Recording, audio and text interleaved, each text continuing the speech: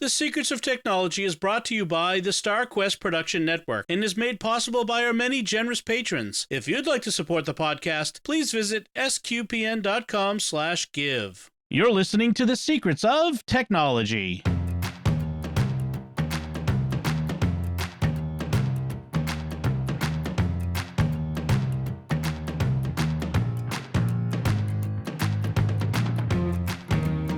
Hi, I'm Dom Bettinelli, and you're listening to The Secrets of Technology, where we discuss the technology news that's important to you from a uniquely Catholic point of view. And joining me today on the panel are Joanne Mercier. Hi, Joanne. Hi, Dom. Happy Lent. Happy Lent. And is that a thing? Sure. Let's have a happy Lent. Yeah. And Father Cory Sticha. Hi, Father Cory. Hi, Dom. Blessed Lent. Blessed Lent, too. That's even better. That's a nice one. I guess you can say Happy Lent. Yes. Yep. I was recently looking back at some of our previous episodes, and I looked back a couple of years ago to the Ash Wednesday, our episode right around Ash Wednesday of 2020, and our topic was how to give up tech for Lent, and I was laughing because that Lent we were on our tech even more because we had to Zoom to Mass and all the other things. So, yeah, that was kind of ironic. Let's not have another Lent like that. No. Yes, no. Although this Lent is definitely penitential on a serious note, and that's what's going to be one of our first topics. But before we get to that, a couple things. I want to recommend another show on the StarQuest Network that you're sure to enjoy, especially if you're getting into Lent right now. It's American Catholic History. It's at sqpn.com/history or wherever fine podcasts are found. Definitely check it out. I want to give a little tech tip right off the bat. This is my little tech tip. This is something I came up with. I implemented in my own home. If you have network-attached storage devices or other network hardware like your router or a Wi-Fi, you might want to invest in an uninterruptible, it's hard for me to say, power supply, or UPS. So I have a network-attached storage. I have a Wi-Fi router, the modem from the internet provider, that sort of thing. And I put them on one because we've had repeated power outages this past fall and winter, and that killed one of the drives in my NAS, my network attached storage. I got a warning message from it, and I had to replace it. But the whole point of having redundant array of drives, a RAID, is that I didn't lose any data, which is great. But I figured, for the cost of replacing a drive, I can get a UPS. So I ended up getting a UPS, and now I have three. I have one my computer's attached to, and its peripherals. I have one smaller one that's for my Wi-Fi and my cable modem, and then now one for my NAS drives. And this way, when the power goes out, I'll get some time. And actually, one of the nice things is because I have a Synology, and I think other ones do this too, it connects to the NAS. I have an APC.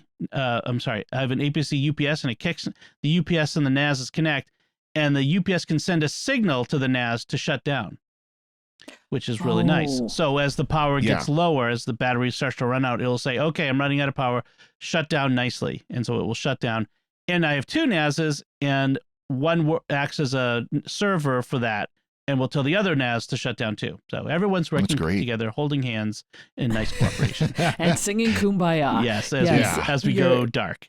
and you're spending my money because now I'm going to think about it.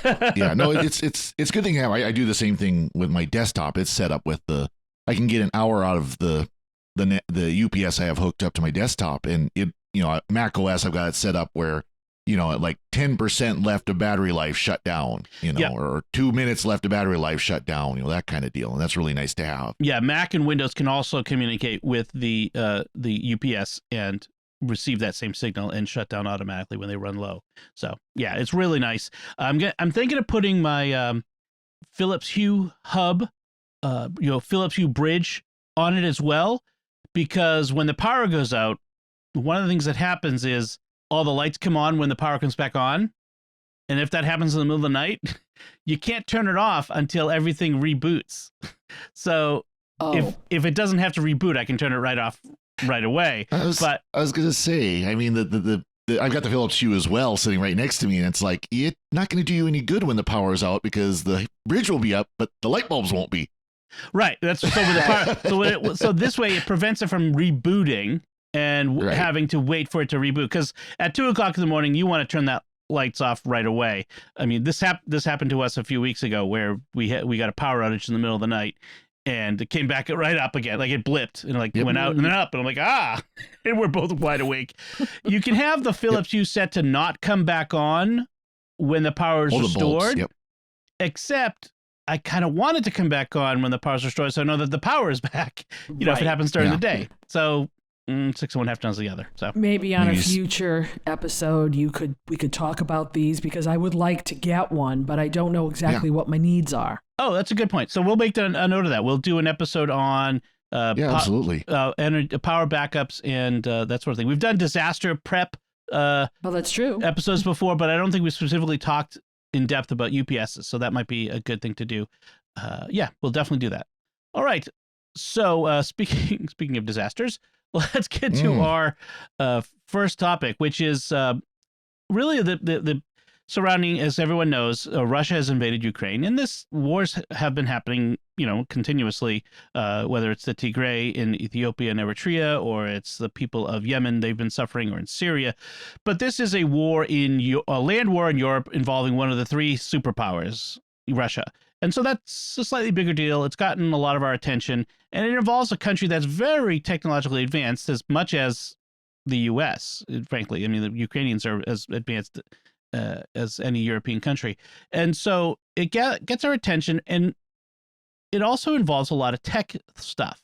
And so I want to kind of talk about how tech is involved in this, look at this from the tech perspective. And one of the things we could talk about is how we're using tech to keep up with what's going on and why we would want to, and what the limits of that might be. We could talk about a little bit of that. Exactly. But the first thing I want to mention is something interesting, like that actually connects with you, Father Cory.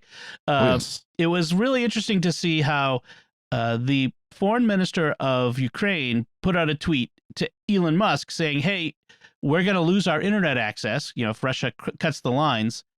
Can you connect us with Starlink? Now, evidently, Starlink had not been available in Ukraine yet. They have to turn it on per country. And so right away, Elon says, sure, turns it on for Ukraine, makes it free so they don't have to pay, and then ship them a container full of Starlinks, the ground receivers, and it got there within 48 hours. Like, it's just crazy fast. So kudos to Starlink, Elon Musk, SpaceX. Great job. So what do y'all think of that? Just to Father Cory. That's one of the things Elon Musk said when he launched Starlink was, it's not just for people like me who are out in middle of nowhere with not very good internet access. It's for things like this. It's for things like parts of the world that have no service. It's for cases of emergencies. It's for so I think this is awesome. He's doing exactly what he promised, and I guess my $100 a month is going to help him pay for it, and that's fine. Yeah. But and for those who don't, I would recommend go back and listen to where I basically talked about Starlink for an hour, but the episode. But just kind of a brief thing is, the way Starlink works is you don't go up to the satellite and then it goes to a central hub like some of the other satellite services does. It goes up and then it comes to a base station close to you, within a couple 100 miles of you. So what Starlink is doing is they're connecting to some place like Germany or Poland or one of those countries around there that already has Starlink up and running. And so then those dishes are able to handle that, so that they're getting out of the borders of the country and out into the rest of the world. So it's a great thing. Yeah. And see, this is where technology works. Mm-hmm. For the people, for something like this. And it makes me want to look at it later on and say, okay, if it works for that situation, then maybe I might, want to consider it for myself. Although I have absolutely I've got too much stuff around here to get a clean shot. Yeah. But, but I can also suggest it to people who do have a clean shot. Mm-hmm. If you put your money where your mouth is, which I think is what he's doing, then this is how technology works for the good of people. Yes. Yeah. It reminds. As far as I'm sorry. And as far as I know, I think the only people who are getting it right now are like government officials. So it's going to schools, it's going to city halls, things like that. So. Yeah, but there are people hiding in those city halls and Exactly. and basements, and it's giving them a chance to get out. I mean, you see it now, and I hope I'm not jumping ahead. You see it now where the average everyday people are being interviewed by CNN and BBC, and Right. you know they're getting their internet from somewhere. Right, exactly.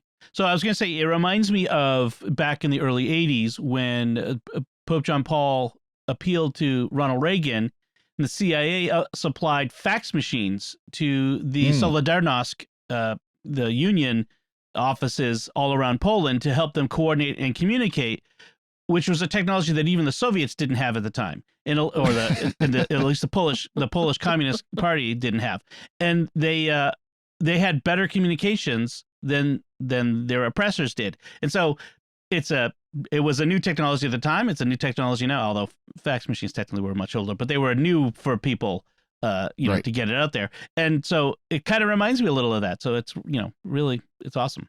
Well, don't worry. In a church circle near me today, somebody asked me, doesn't everybody still have a fax machine? And I went, are you serious? Only parishes do. And even parishes, I don't have a fax machine anymore. So Yeah. I'm pretty sure in the Archdiocese of Boston, at least the last time I worked in a parish a few years ago, they were still sending out stuff via fax. it took us a few years after I got ordained. We finally got the diocese off of fax machines to email. Just email stuff. Right. Praise the Lord.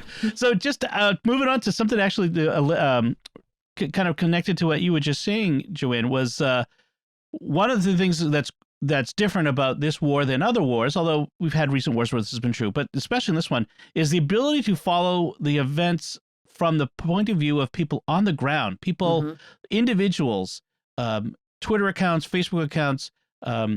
You're seeing these videos taken on cell phones of battles, but also of like people, the situation they're in. There's this one video that went around that a lot of people were sharing of this father putting his daughter on a bus to evacuate, and by law, no man between ages of 18 and 60 can leave Ukraine. They have to stay to be conscripted. Right. And so he was sending his family to safety, and you could see the emotion of.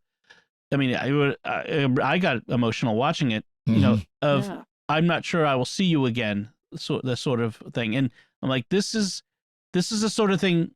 In one sense, we need to see, because war is terrible and should be avoided at all costs. And this is some of the price of war. And so I've been following some Twitter accounts that I mentioned. There's one called the Kyiv Independent, KYIV INDEP, independent. Spell independent yourself. But then there's and I misspelled it in the show notes, Father Cory, so it's going to come up wrong. But that's fine. I saw you clicking on the Google Doc link. There's another one, an American living in Ukraine. He's a correspondent for a magazine called Coffee or Die. It's from Black Rifle Coffee Company, which is a coffee company run by U.S. veterans.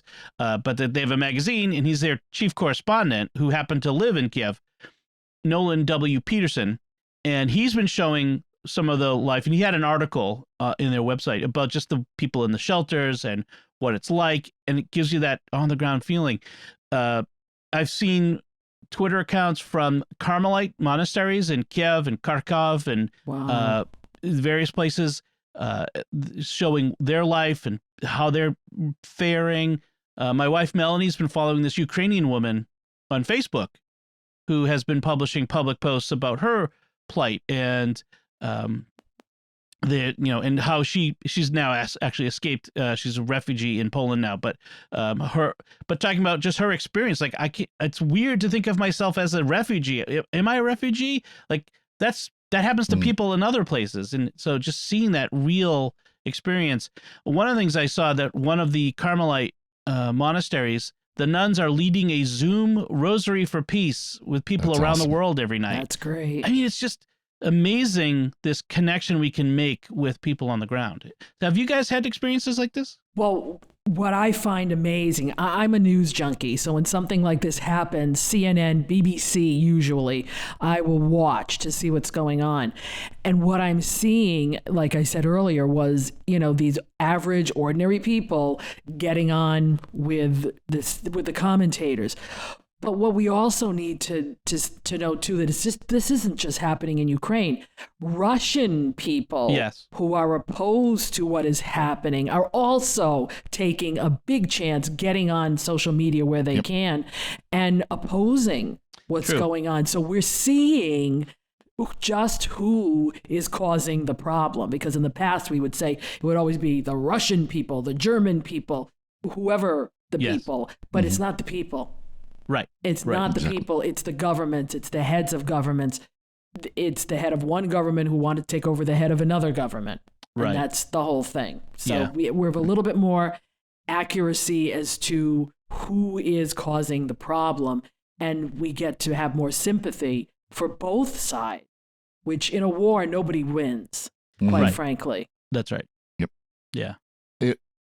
I think those of us who are 40 and up, we remember very vividly watching the first Gulf War and how revolutionary it was, where CNN had live broadcasts from Kuwait, from Saudi, from the front. Embedded, and you saw the embedded troops, and we saw everything as it was happening half a world away. Well, you can do that now. There are YouTube channels that are just live streams of the cities of Kiev and other cities where, like you might turn on in the middle of the night and it's black. Well, why is it black? Because the city is in blackout. Yeah. Stuff like that. So there's, this information is getting out there and you can see what's going on. And you can hear the stories. It's amazing to watch these live streams. They're in the middle of the war and you just see some car driving by. Guy's going about his business, going about his life as best he can. And then you see some of the videos where the guy came up to an intersection and they shelled the intersection. Yeah, I saw that. Or stuff the like tank that ran over the guy. Oh, yeah. Yeah. Yeah. That was horrible. Who survived, by the way. Yes. Yeah, that was amazing. Miraculous. But I mean, there's so much of that where it's, we can see all of this going on as it happens. And that's, and I think that's good and that's where, like the Starlink will definitely help with that and stuff and things like that. But it's very much 21st century warfare that the message is going to get out one way or the other, and we can see it and we can hopefully do our part to help with it. And it's a stark contrast, as you said. Even 40 years ago, I was a child during the Vietnam War, and that would show up on the nightly news. And I remember my parents making remarks saying, gee, we used to have to go to the movies to see what was happening in the World War II. So the more information we have gotten in 70 years, it's made a huge difference as to how we, the ordinary person, perceives what happens in war. The world has gotten so much smaller, and these things are much more personal. And like I remember just even last summer with the Afghanistan, seeing those images and how personal, how I felt that. I mean, I was feeling it viscerally, this event, and the same feelings here with this. So it's really remarkable. One thing we need to do, though, is we need to be very smart, wise, cognizant. We have to avoid disinformation and misinformation. So be skeptical of all unattributed, unvetted videos and stories. The nice thing, I criticize the mass media, the mainstream media all the time, but in times like these, where you can, is what they're really, is where they shine. Because if you see a video on CNN, you see a video on New York Times from the war zone, you can bet that they've done their best to vet it, to make sure that it's authentic. Right. That I've seen videos of like, oh, this little girl stood up to this Russian tank, and it's like, she's in a desert wearing short sleeves and shorts. I'm pretty sure that's not February in Ukraine. Like, no, that sort of thing. There was another one about the Ghost of Kiev, with just this story about this this Ukrainian fighter pilot who's been shooting down. He's Russian fighter plane after Russian fighter plane. Some of the videos were from video games, because video games are so good these days, and other videos are could be anybody, any fighter jet. So you got to take it with a grain of salt. It might be true. I'd love for it to be true, but I don't know if it's true. Now the news agencies are doing a bang up job. The only problem is when they get to the point where they don't know what to report on at this point because nothing's happening, and then the talking heads come out. Oh, that's the and it's like, I'm going to I'm going to get something to eat, change the channel. You're just going to know when to change the channel. Yeah, and they also don't know. You're just say go to commercial. They CNN had a kind of an interesting blunder where they were showing Kiev and the air raid sirens were going off. And they switched over to Applebee's commercial that was right on pitch. Yeah, it was really, it was unfortunate. It was, not really all that appropriate. And it's not always about intentional disinformation. So there is intentional disinformation being put out there and propaganda from both sides. To be honest, there's an information war going on for hearts and minds. But there's also the fog of war, they call it, can mislead. So information changes. There was this great story from this Ukrainian island called Snake Island, which is kind of great, where there was 13 soldiers posted on this remote island out in the middle of the Black Sea, and the Russian warships pulled up and demanded they surrender. One of the soldiers got back on the radio and told him to do something anatomically impossible to himself. And then the story is that the Russians then shelled the island and killed all these brave soldiers. Well, it turns out that maybe they weren't killed, thank God. I hope they weren't these brave soldiers, but that they were taken prisoners. So you got to be, I think I might have shared the story in the first case. I'm not sure it does any damage in the long run to share these stories, but we just got to be, you got to be smart about it. You got to be, and don't take action based on unvetted stories or something that just happened. So that's at first I thought it was that old joke about the naval aircraft carrier that was, radioing someone, you need to veer off. We're a lighthouse. You choose. Yeah, right. Yeah. I thought that's what it was. But it's like, it did come out a couple of days later that, yes, from the Russians. But of course, who knows? Again, this is where fog of war comes in. Right. Could the Russians be the ones doing the fog of war with this information campaign? We don't know. Right. I mean, the radio transmission, I believe, was recorded. True. That was shown to be true. Yeah. The recording was true off of the radio transmission, but that the part about they died and gave their lives bravely for Mother Ukraine is the made up part. Yeah, but how much deep fake can go on nowadays. Well, even that, yeah. Although that would be a quick deep fake, I have to say. It would be. Yeah. But it's still possible that somebody could have taken that and played with it. You got to be skeptical. You got to be skeptical. I did see someone made a flag, by the way, this is a little tangent, a flag. It was remember the Don't Tread on Me flag from the American Revolution? So it was, that had a snake. So it showed Snake Island instead of the snake, and it replaced Don't Tread on Me with the other phrase. But kind of funny. So another thing, and you actually kind of mentioned this, Joanne, a slight reference to this with turning off, the news when they get to the pundits. Don't doom scroll. The doom scrolling is that thing where you're just like, oh, things are terrible, and you keep scrolling through social media, watching how bad things are. And that's not just having to do with war; it can do with politics or pandemics or anything else. You need to know when you're no longer looking for information, but now you're just doom scrolling. Stop taking in every dire prediction. I mean, it's a war involving a nuclear power that's led by might be a madman. That's pretty scary, and I get that. I mean, and anybody who's not a younger than a Gen Xer has not lived under the threat of nuclear war like we did, and so it can get overwhelming. It can really hurt your spirit. There comes a point when you need to turn it off, put it down the phone, pick up your rosary or pick up a prayer book, or just stop and pray, or do something else. Go outside for a walk, or, go pet your dog, play with your kids, but do anything. Watch a funny movie or TV show. That's actually after 9/11, that was a big thing for me. I was obsessively watching, the coverage. And then after a week of it, I'm like, I can't take this anymore. I went to my TiVo, which had like several weeks of The Simpsons episodes on it that I had never got to, and just watched The Simpsons for a few hours and laughed hysterically because I just needed that release. You gotta stop, put down the phone for a bit and go do something else. I pace myself. I Yeah. pace myself. I get up in the morning. I'll watch the coverage on BBC or CNN, about an hour. That's it.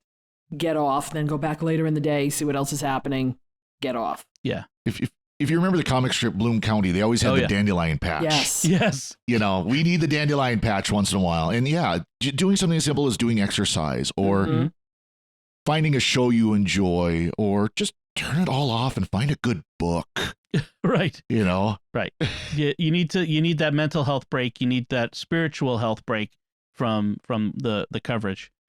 One other interesting aspect of what's going on is the crowdsourcing of donations, both for charities, but even for the Ukrainian military. I mean, I saw a friend who was like, I was curious how much a Javelin anti-tank missile cost and whether I could get a bunch of people together to buy one for them. A Javelin costs $175,000, so you would need a lot of friends to get together to buy even one of them. Yeah, war is expensive, but it's interesting, and the military fund that donations to the Ukrainian military had collected over $33 million by Monday, and some of it by crypto people, and that's an interesting aspect of this this war is how much cryptocurrencies are helping, like Ukraine, for instance. With donations and stuff, it allows anonymous donations and money to move very quickly without having to go through the banking system. So very interesting there. But also charities. I mean, even just on the ground charities popping up, organizing over Twitter, Facebook, that sort of thing. Another interesting aspect is Anonymous, which is a infamous hacker group. Sometimes the enemy of my enemy is my friend. Friend, yes. It reminds me a bit of World War II when the American mafia was helping to try to overthrow Mussolini and Hitler in Italy. So the mafia were not good guys, but in this case, they weren't bad guys. And the same thing with Anonymous in this case, because they for some reason got mad at Russia, and so they've been attacking Russian websites and other internet infrastructure. Yeah. Well, and to be clear, Anonymous is a very loose organization. They are not, there's not an official Anonymous Incorporated. Right. It's any hacker out there. I mean, it just means that there's different hackers that are doing their part to shut down the Russian internet infrastructure, basically. Yeah. And they're doing it under the banner of Anonymous. Right. So. Right. That's true. And some of them are probably from those countries. Exactly. Right. So they're deciding, no, this is the only way we can help. And sometimes I wonder whether, there might be some NSA guys wearing anonymous hats in order to cloak their no attention to the spy behind the curtain. Exactly. Back to spy versus spy now, aren't we? Right. Another interesting thing is like commercial satellite services that have been providing real-time tracking data to the Ukrainian military of where Soviet, I slip of the tongue. Excuse me, Dr. Ford, let me help you up. Russian units are attacking. So that's really interesting to see these days. Google has disabled live maps data, traffic data in Ukraine to protect citizens. So that the Russians can't look at it and say, oh, that's where people are driving, or that's where there are a lot of vehicles on this road, and it's not our vehicles, so it's probably Ukrainian military vehicles or something along those lines. So they disabled that in Ukraine, which is interesting. It's unfortunate because then the Ukrainians can't see where the Russians are coming from. Right. But luckily there's all that other, the satellite, they're being given free access to this satellite data, which it's just amazing. It's not just coming from countries who are helping, but corporations are volunteering help too. It's kind of amazing to see. Then the other one is like, for instance, Apple has decided to halt all sales from their online store in Russia. They've shut down the Apple Pay in Russia. They've official Russian news apps, which are basically propaganda, have been removed from the App Store. Things like that. And then one additional thing, there's for some reason Ukraine became a hotbed of Apple programmers, people programming for Mac and iOS, which goes back all the way back to the Apple II days. I'm pretty sure. Remember that? What was it? Print Shop? Yeah, I remember Print Shop. But was sold by a company called Broderbund, but was programmed by Ukrainians. I'm pretty sure that's true. I didn't look it up before. Really? Interesting. But today, companies like MacPaw and SetApp are based out of Ukraine. And because Ukraine's a highly, like I said, technological advanced country. And they have been posting about how their customers don't have to worry because all their stuff, they've been planning for this and all their stuff's in the cloud and they have operations set up outside of the country, but also how people can help.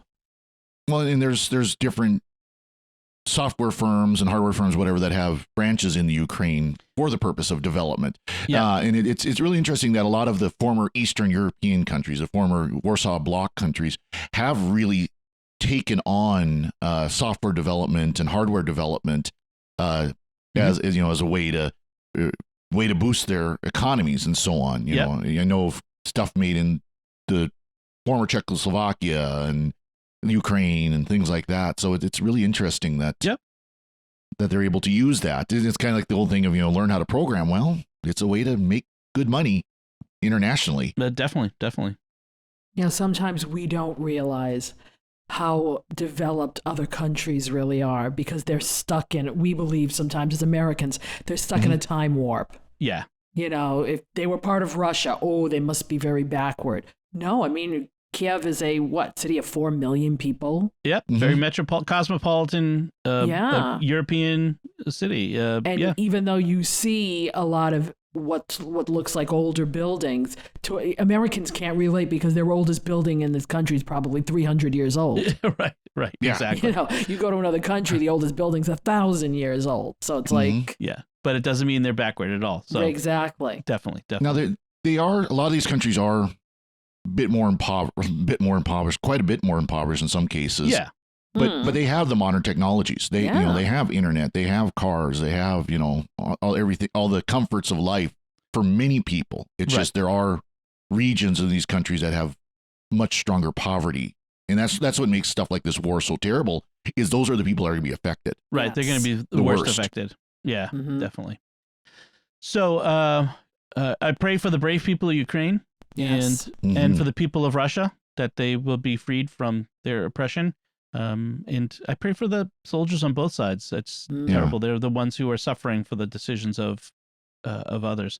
So, and I know this is going to come out after Ash Wednesday, right? But the Holy Father did ask that today, as we're recording on Ash Wednesday, be a day of prayer and fasting. So, I mean, that's a beautiful thing. And if you didn't do it on Ash Wednesday, then do it today. Do it on Friday, or do it the Fridays of Lent. Right? Do it for the Fridays of Lent. If you're abstaining on the Fridays of Lent, add a fast. Yeah, this isn't going to end tomorrow, so no, it is not. These prayers are going to be needed for a while, so definitely excellent. All right, well, let's move on to our next segment, but first I want to take a moment to thank our patrons who make it possible for us to create the secrets of technology, including Kenneth F., Tim H., Jerry G., Kevin K., and Joshua G. Their generous donations at sqpn.com/give make it possible for us to continue the secrets of technology and all the shows at StarQuest. You can join them by visiting sqpn.com/give. All right, so let's get on to some other headlines. This headline from Inc.com says, if you scanned that QR code during the Super Bowl, the FBI has a warning for you. So, Joanne, you put this one in our rundown for today. I did, because I had a few people over, COVID responsible people over for the Super Bowl, and it was snowing, and most people left early anyway. Yep. But this commercial came on, and I'm in the kitchen. I'm in the kitchen, putting things away, and somebody said, "What's this thing? It looks like Pong." So now that tells you the age group that was at my house. So I'm looking at it going, and somebody pulled out their phone. And I said, "Don't do that." And they looked at me and I said, "Do not do that. You do not know what's in that code." And they're like, "Oh, isn't it just a code?" I said, "No, there might be something in that code. Don't touch it." So when I saw this article, I went, yes. So all of my, Chicken Little, the sky is falling information sometimes is pretty good. There was a trademark at the bottom of the screen that you could see that it was for. It was for Coinbase, which is a cryptocurrency. Right. But people in the room that I was in, these people don't know cryptocurrency from, you know, monopoly money. In general, so yes, Yeah. so it was an ad for Coinbase, which is a cryptocurrency exchange, and they said that they got millions of people hitting their website. So millions of people did not take your advice, Joanne, or the FBI's. And I mean, I might have scanned it, given knowing what I know, and being somewhat tech savvy. And it's the Super Bowl. It's unlikely they're going to be hacked to have an ad, but it's possible, I suppose. But in general, the FBI advice is, be careful about just scanning random QR codes, because like you said, it can have all kinds of things in it, not just a link to a website. There can be executable code, JavaScript, things like that. And you got to be really careful about, like, if you're out and about and you see a flyer taped to a wall with a QR code on it, even if it says it's for like something innocuous, you don't know. It could be a fake. No. Don't scan that. Yeah, just in general. I think if you want a link, just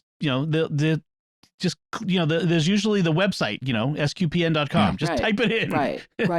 But, during COVID, a lot of, especially restaurants, used QR codes so that they wouldn't have to give you a menu, or they put QR codes in their windows so you could know what they had. Yeah. But when I'm looking at my friends saying, ooh, let me see what this is, and I'm like, no, please don't do that, because there was nothing there that told you what this was about. Yeah. And somebody even said in the room, is this, did the station go bad? I said, no, not with the QR code. Right. No. But to the average person, they're trying to figure out what it is, and they're curious. And it's like, no, please don't do that. Just don't do the QR code thing. And then, of course, I had one person who said, what's a QR code? So, hey, those are my friends. Yeah.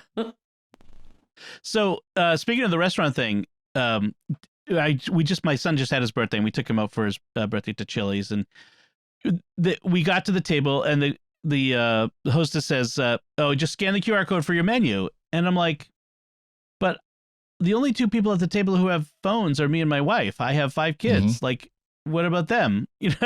And frankly, the menu on the phone is just, it's never as useful as having it in front of you to read the whole menu. Right. I ended up asking the waitress, and she says, "Oh yeah, this menu's over here." I'm like, "Why did not the hostess just hand me menus?" But it's like, whatever. It's not as good.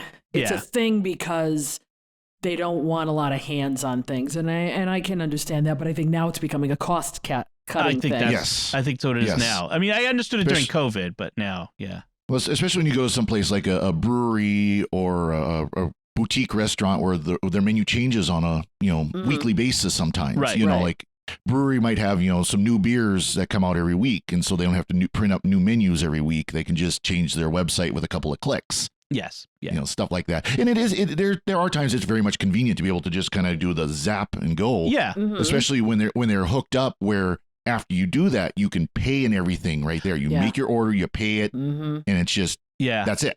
And it's also a marketing thing. Because it stays in your browser.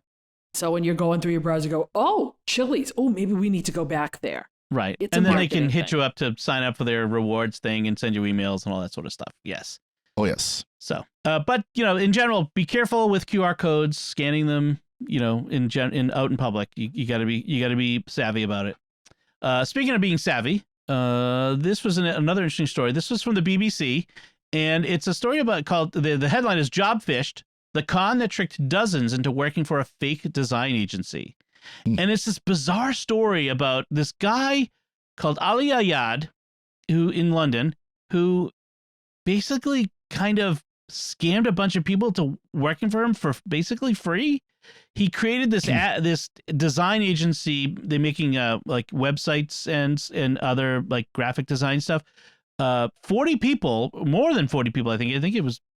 They had 40 people on one Zoom call at one point, but I think more than 50 people, he said, for this fake agency he called Madbird. And you got to read the whole thing. I don't want to get all the way into it, but basically these people were working there. Because of COVID, it was all remote. There was no people in an office, and people, not just in Britain, but outside of Britain, people were working on commission, on if you closed a deal to get the salespeople were working on commission for you get paid when you close a deal. Other people were working on spec and would get paid. They were on probation and they get paid later. Once they've put in like 6 months, they'd be hired on salary and all these other things. And it turns out it was just a giant scam. And it's kind of unclear whether this was whether this guy actually got much money out of it. I'm not sure, because a lot of these people would have got paid if they had signed contracts, and they didn't end up signing contracts, or whether it was ego or just a failed attempt to create a company on the cheap, because he created like fake people. He created this existing company, quote unquote, out of whole cloth, and had fake people on its website and stole pictures of other people online and used them under fake names as the VP and the head of HR and all that sort of stuff. And it was all him. So I just thought it was interesting. What did you guys think of this story? I just remember when I was younger seeing these ads in magazines like, work for $2.50 an hour from your house, and always knowing that they were fake. It was always a scam. Yeah. So if that's fake, this has got to be fake. How can you trick people into, the one woman who decided to look up the address and found out it was residential. Yes, just a bunch of apartments or something. This is like since the dawn of time, people have been trying to get other people to do either their work for them or get money from them. Right. So yeah. You mean the Nigerian prince isn't going to send money? No, he's not sending money to bail your parish out. Sorry. Right. Yeah, I know, right? It's and like you said, these are scams all the time, and it sounds like the guy who did it, this Ali Ayad, is kind of one of those people who considers himself an influencer. So he's got his Instagram account that people get millions of looks at and all that kind of stuff. And so you almost wonder if it was something like he was trying to use this to build his brand on the cheap. Right. It makes you wonder. It's really like he put a lot of effort into this. He created fake ads that he took pictures of, like an ad in a magazine of him in an ad in the magazine. And then post online. And when the BBC looked up that actual issue of the magazine, they found, oh no, on that page, it's actually of a watch instead of this dude's face. It's just so much work in going into creating this fake thing that never made any money. Like no money was coming in. Yeah. And that's what makes you wonder, like, what was the point of it? Was it just ego, or was he hoping that it would eventually bring in money? But, and that's why I wonder if there was money somewhere on the back end for this. Some money got exchanged hands somehow. Perhaps. Let's just put it that way. I wonder if laundering. Yeah. Or he was trying to build something again on the backs of people, had no intention of paying them, and never got as far as he needed to. Yeah, so right. it could have been stopped in midstream as well. So it's one of the dangers of working to get a job in this modern age, where you don't have to actually go into an office and sit down and across from someone and, get interviewed and see where the office is and all that sort of stuff. You can get hired for a company, but you better dig deep. Look up the offices online on Google Maps, that sort of thing. Make sure that it's real and it exists. So, and then our last headline, in the second to last headline, this was from the New York Times. And so we've talked a lot about the controversy over Apple AirTags and tracking, and people putting the AirTags on you or in your car and tracking your car without your knowing. And so the New York Times had their this tech reporter use it in this way on her husband with his knowledge, because you don't want to break up a marriage by reporting a story. And so she placed AirTags, tiles, and a GPS, a $15 or $30 GPS tracker that she got off of Amazon on her husband to watch his movements and to see if he discovered it, B, if it was actually useful. So the AirTag, $30 AirTag, tile is about the same price, and this tracker, this particular one could be any of dozens that are on Amazon and elsewhere. The Lance Air C GPS tracker, that's also about $30 with a monthly. There's also a monthly service fee because it's GPS and doesn't rely on phones. And it turns out with the AirTags, if you have an iPhone, it's pretty. You will get notified that the AirTag is on or about you. It's traveling with you. Mm-hmm. We talked about that before. Although she did relate how he had trouble finding the AirTag with his phone because it wasn't connecting properly. And Apple subsequently said that they're going to be improving that. It's supposed to, when it tells you there's an AirTag traveling with you that's not registered to your account, click here to make a sound so you can find it. And he had trouble having that work. So Apple said they're working on improving that. Tile doesn't tell you anything. There's no way to know that you have a Tile attached to you. On the other hand, Tiles are much less popular, and so they're harder to track surreptitiously. And then the GPS was really good, except in cities and in buildings where the tracker had trouble locking onto satellites.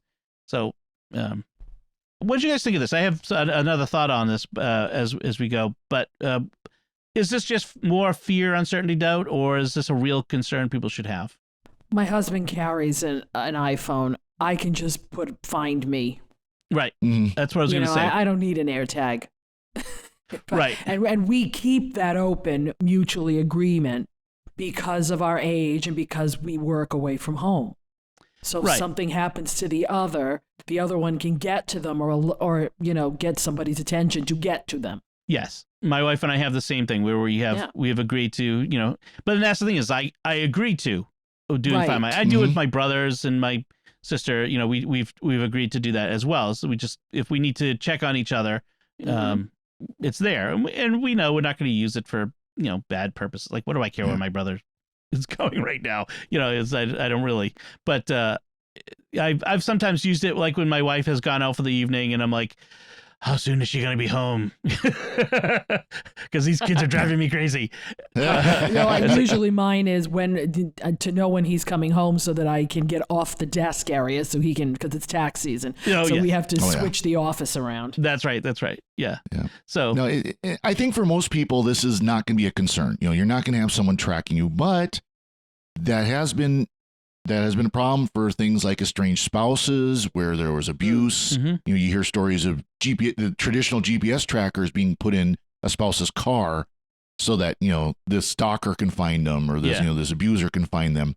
You hear stories of just random individuals being picked out on the street and an Apple AirTag thrown in their pocket or whatever without them recognizing it, And so it is a concern. And I think actually this story is good because it shows how accurate or inaccurate these things are because, it talks about how like the AirTag didn't always trigger off its location. It didn't always get its location right. It took like an hour in one case for the AirTag to fire up and say, hey, I'm in the hospital at this place, things like that. So, I think it's good to be aware of both the limitations and the risks of these devices. So it's I don't think for most people you have to worry about it, but it is something to be aware of. And by the way, just a reminder too, if you have to get an app, but Android phones can also recognize AirTags. Yes. There's a special app though that you have to download from Apple. It's like one of 4 apps they have, and one of the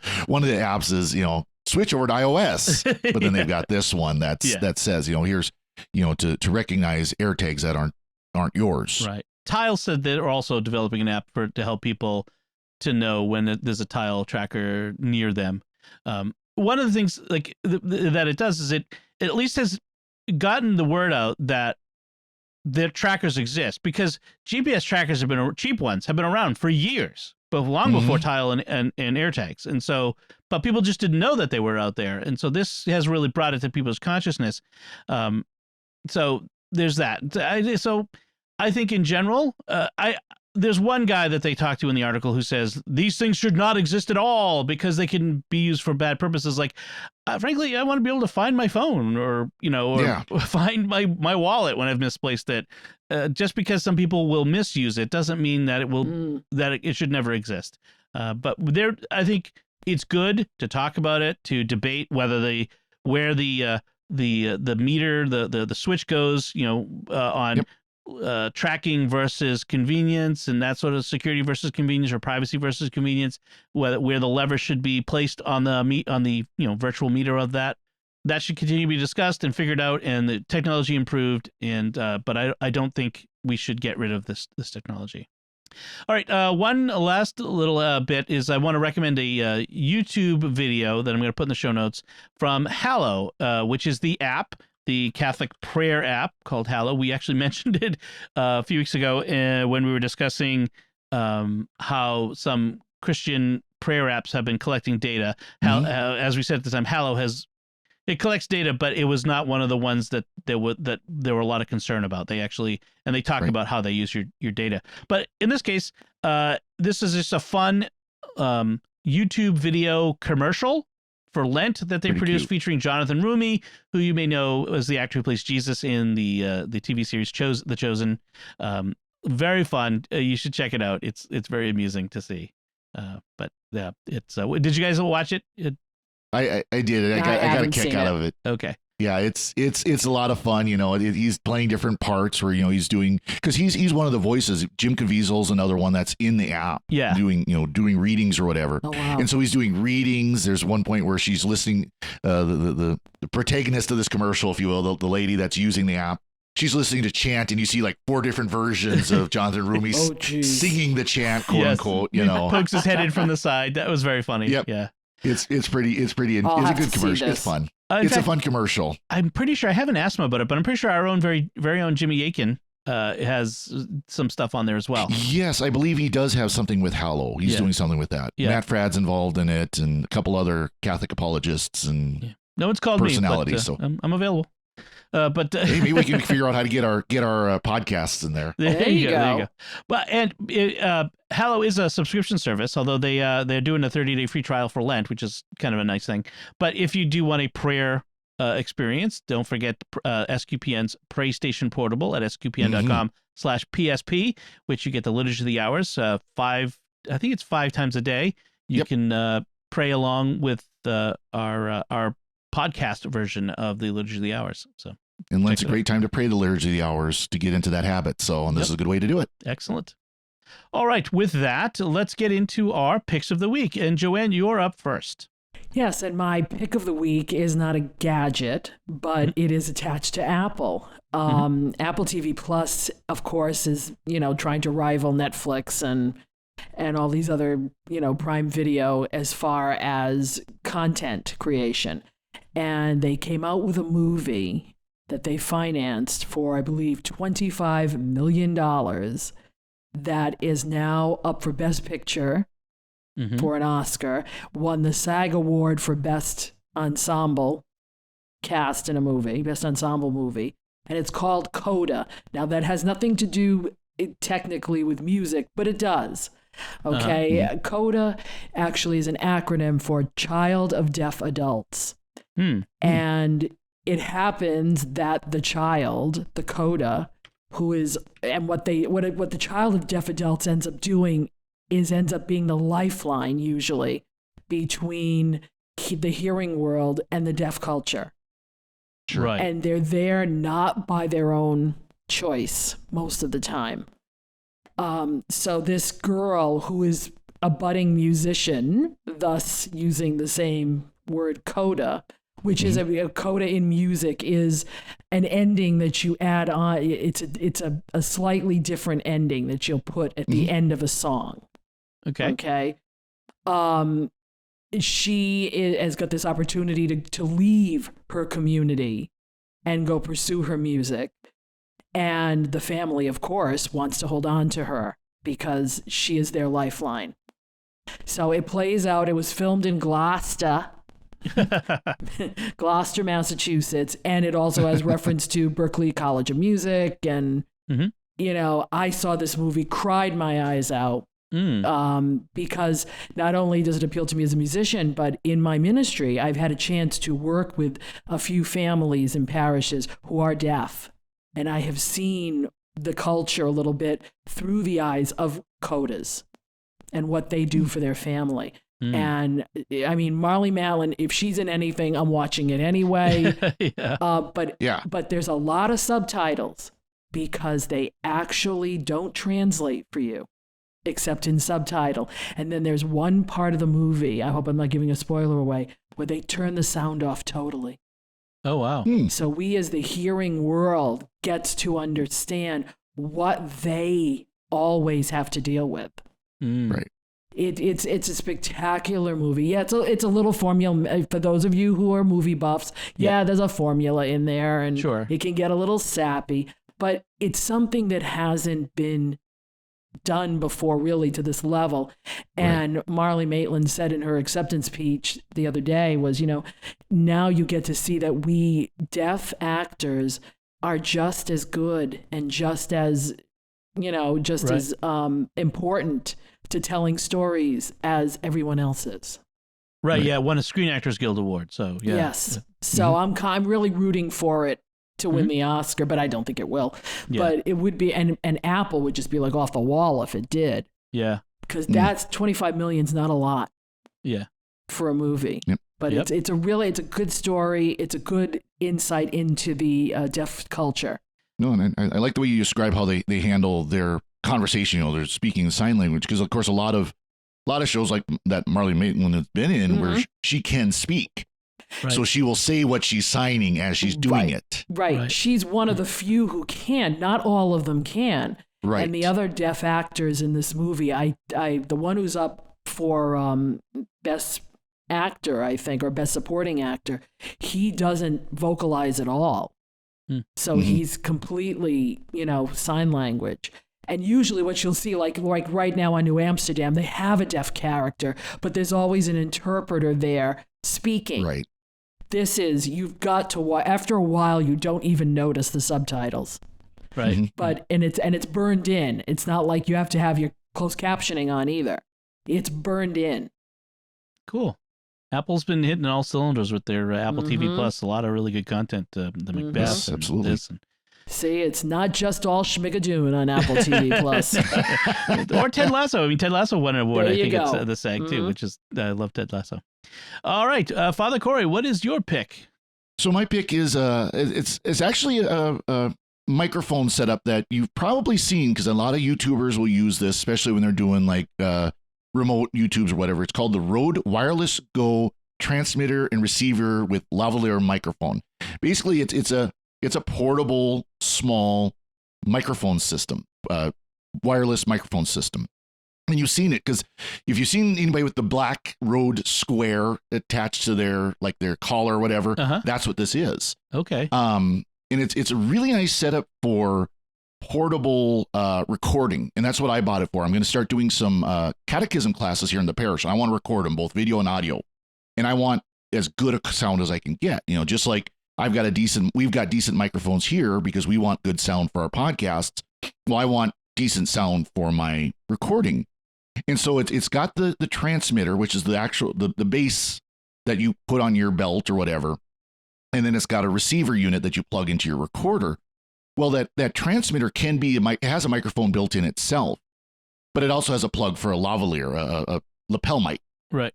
So you can then, put that transmitter on your belt or in your pocket or whatever, and have it on your the lavalier on your shirt, and it works wonderfully. It's cool. It's got rechargeable batteries that last supposedly about 7 hours. I haven't stress tested it yet to see for sure, but it works well. I'm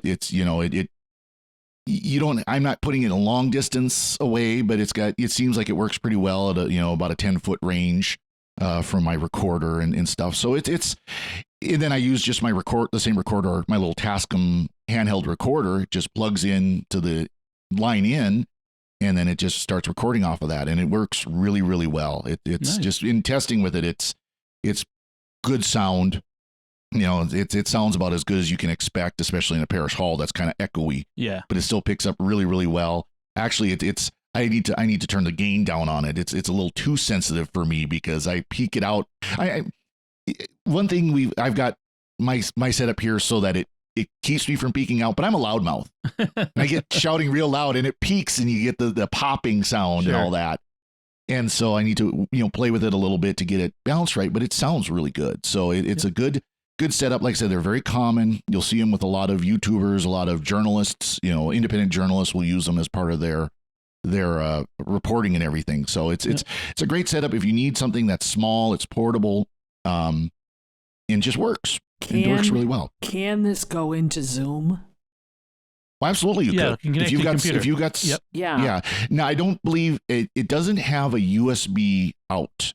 Okay. So you have to use something like a mixer or a preamp or something like that. All right. Or even just, your headphone. If your computer is one of those that has a headphone in or a microphone in, you can just plug this into that and it would work just fine. So I could do that here. I could actually be using it to record instead of my Audio Technica microphone. Okay. Yeah, because I'm thinking of something like that myself now for Lent, but we decided against. I'm doing something live, and I wanted to also broadcast it, but I don't want to be sitting. I want to be talking to the live people, but I need something that will record me. This might do the trick. I think, like I said, if you've got a way to get a mic in or a line into your computer, it should work. Father Cory, this one you linked to on Amazon says that it comes with USB-A to USB-C cables. So I wonder if this particular version that's for recharging, I believe. Oh, okay. So that it does come with them, but that's what you charge using USB-C. I haven't tried plugging the receiver into my computer. I should try that actually. Yeah. I don't see anything in the description that talks about being able to plug right from USB into your computer and get it out. Okay. So the one we link is got the lavalier mic, the lapel mic, that the traditional, but you can also get it without the lapel mic for about $100 less. So you would end up just having to wear the big square thing on your collar or on your pocket or something like that. And they also have a newer version. This is the older version. It's like the first generation. The second generation, you can get multiple transmitters that go to one receiver. Oh yeah. So you can be, if you're doing like interviews, you could have one receiver and the two microphones. So there's plenty of options with this. This is the one I picked because it's going to work for me really, really well. So interesting. This might be useful if I get back to doing coffee and cinema with Father Chip. It would be useful because we're out and about with it, and trying to get good sound is sometimes difficult. Excellent. Very good. So as this seems to be a thing that we've started where we're getting listener picks of the week. We had one last week and we have another one this week from listener Mike, who recommends the Kozori, who knows? It's one of those weird Amazon product names. Mug warmer and coffee cup warmer for desk. He says it comes with a stainless steel mug with a lid to optimize heat transfer. The mug has insulation on the handling surfaces so you can hold the mug without feeling any heat. His wife bought one for him for Christmas and then borrowed it. So he just bought himself a replacement and says it's nice being able to stretch out that afternoon cup of coffee over an hour or two versus it being cold in 15 minutes. It's got a temperature control that lets you keep it at a temp you're comfortable with. And he says, not super impressive cutting edge tech, but boy, does it make your day nicer. And there's a $40 option that includes the mug, but there are also $30 options with just the base. And you can also get extra mugs if you want to rotate your mugs through the wash. This is really nice. I mean, there have been cup warmers like this for ages, but it's nice to have the all-in-one, I guess, to have the cup that actually is designed to transmit heat because it's metal. I've looked at the Ember mugs before, which is like $100-something, but those are smart mugs that have an internal heat source and circuitry, and you can set it with your phone to be at the particular temperature. It's very, high tech and all, but this is nice lower tech, but it seems to work really nice. So thanks, Mike. That's awesome. We love to get your listener picks of the week. That's great. Yeah. So, and if you want to send in your listener pick of the week, it's technology@sqpn.com. All right, and then there's my pick of the week, which is a Twitter app. This is an app I've been using for years. It's available for Mac and OS. I think it's the best app for Twitter out there, and it's called TweetsBot. You can download on the App Store. And why do I think it's better than using the homegrown Twitter app? Well, just to give you an example, recently I've seen some friends, Catholic friends, talking about, I'm always getting sucked into these Catholic Twitter wars, and I'm seeing all these bizarre debates over stupid things, and I hate having to see this in my Twitter feed. I'm like, well, why do you follow them? I don't follow them. The Twitter app, shows me these things though, because I might want to see it because the algorithm. And I'm yes. oh, right. Yeah, I don't see that. Like Twitter now has an algorithm that fiddles with the feed like Facebook does, and Instagram and TikTok and all that, to kind of show you the things you might want to see. I'm doing air quotes there, because it knows better than you. I'm sorry, like with Tweetbot, I only see the people I have specifically followed in reverse chronological order. And that's it. I don't see ads. I don't see recommendeds. I don't see any of that other junk. I don't see trends. I don't see any of it. All I see are the people I've chosen to follow. And frankly, I prefer it that way. I want to follow particular people on Twitter, and I don't want all the other junk that the algorithm, which thinks it's so smart, wants to shove at me. It's available for Mac and iOS. You can put multiple accounts in there. You can fiddle with the windows. You can have multiple windows open at once. You can see all of your mentions, your regular feed, and whatever together. It's really nice. It's a really nice app, well designed. You can mute people for a period of time. You can mute them for a day, a week, a month. I've in the run up to elections, I've muted certain people for 30 days at a time, and then they come off of mute, and I go, "Are you ready to be a good citizen?" Nope. Okay, back on mute you go. Yep. So I don't have to unfollow, but I don't have to see the posts. I've had Tweetbot for a long time. Yeah, I highly recommend it. Tapbots is the company that makes it, and they just have done their apps are all great, well designed, beautiful apps, and it's good to. And even if you don't do Tweetbot, find another Twitter client that lets you get rid of that cruft in the algorithm. Frankly, we could have a whole show on how to properly handle social media and these kind of issues. That would probably be another good topic. This would be a good start. Yes, and this would be a good start. That's actually I'll put that also on the list for a future episode. We're going to talk about how to curate your social media for good mental and spiritual health. Yeah, exactly. Excellent. All right, so that about does it for this week. We want to solicit your feedback. What do you think of anything we've talked about? You can comment at sqpn.com/technology or the SQPN Facebook page, facebook.com/StarQuestMedia, or send an email to technology@sqpn.com. And of course, the links from our discussion and our picks of the week will be in our show notes at sqpn.com. Be sure to follow The Secrets of Tech in Apple Podcasts, Google Podcasts, Spotify, Stitcher, TuneIn, all the places, and on your favorite podcast app, or at the StarQuest Media YouTube channel, where you should also make sure to hit the bell to get notifications. Until next time, Father Cory Sticha, thank you for joining me and sharing The Secrets of Technology. Thank you, Dom. Joanne Mercier, thank you as well. Thanks, Dom. And once again, I'm Dom Bettinelli. Thank you for listening to The Secrets of Technology on StarQuest, and have a blessed Lent.